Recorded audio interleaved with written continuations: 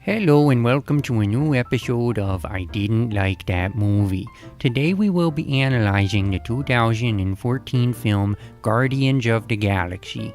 The purpose of my review is to point out some fundamental flaws in the delivery of this film that director James Gunn and viewers such as yourself may have glossed over.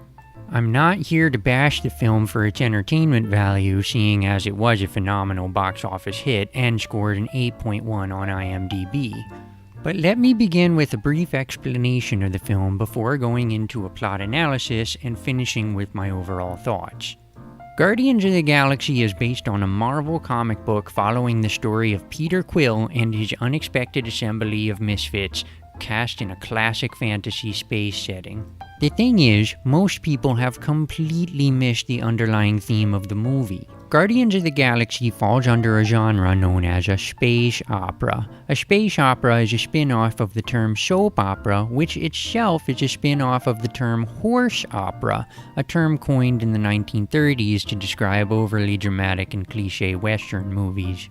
The whole opera aspect, despite being a key element to its genre, was not nearly emphasized enough, even to the point of this movie commonly being misconstrued as science fantasy. Let's take a closer look. So in the opening scene, we see Peter Quill as a young but aspirational boy nervously clutching his early 1990s tape deck as he awaits word from his dying mother. The tape deck is symbolic throughout the entire film, indicating Peter's fascination with music. From her deathbed, his mother hands him a mysterious gift which he carries with him, unopened, for the remainder of the film.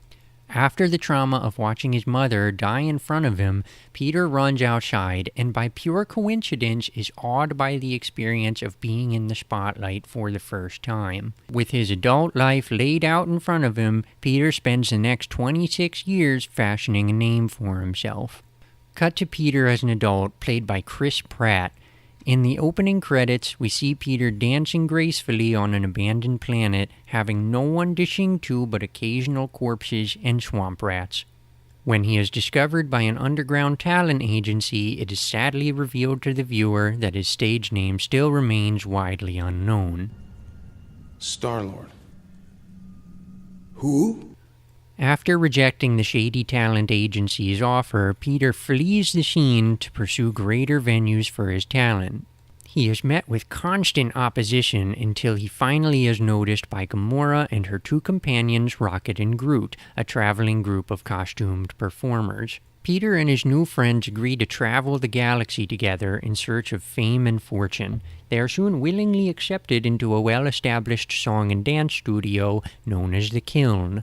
After their initial rejection from their peers, Rocket and their ambitious new companion Drax form a plan to woo the others. I have a plan! Rocket introduces the troupe to zero-gravity choreography.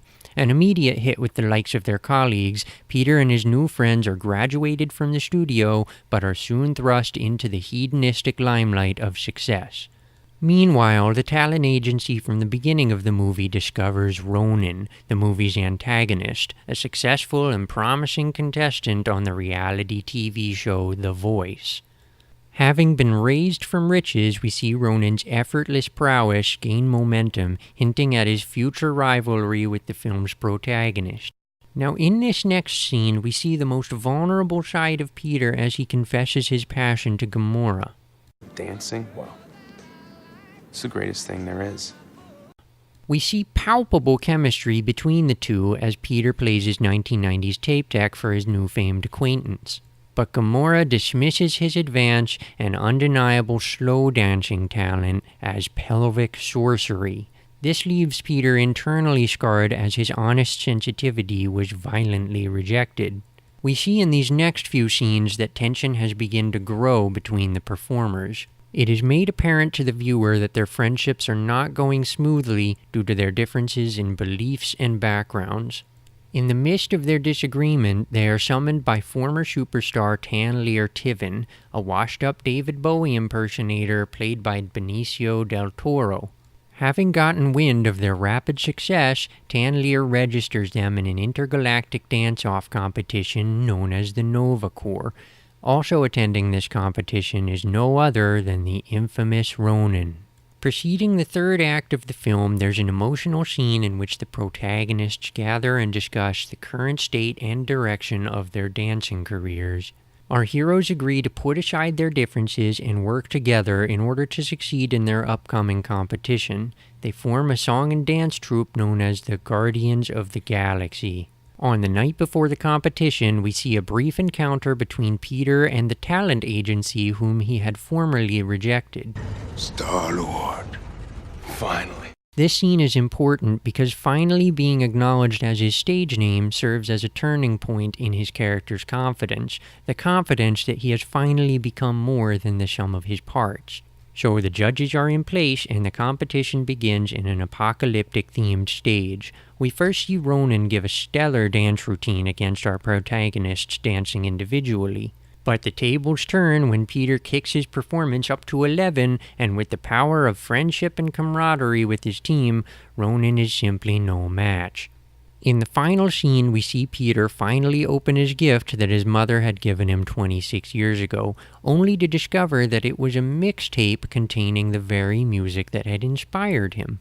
Peter is given closure that he has not only succeeded in following his own dream, but has also succeeded in accomplishing his mother's dying wish. So overall, and although difficult to follow and easy to be misinterpreted, this film is very well done. It has an excellent and fully fleshed out cast of characters who are entertaining throughout.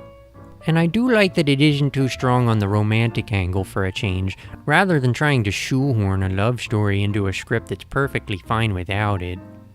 This is a feel-good movie, and it's about friendship and rising to challenges, but the film does suffer from confusing symbolism and spontaneous transitions from scene to scene. The space opera genre is not very prominent in today's filmmaking, so it was wise of director James Gunn to disguise his film as an action sci-fi flick, rather than focusing on the music portion. All things considered, I'm giving this movie the highest ranking I have ever given a feature-length film, okay out of 10. I hope you found my review as entertaining as it was informative. If you disagree with my review, please leave your comments in the comments section. Hope to see you next time, and thanks for watching.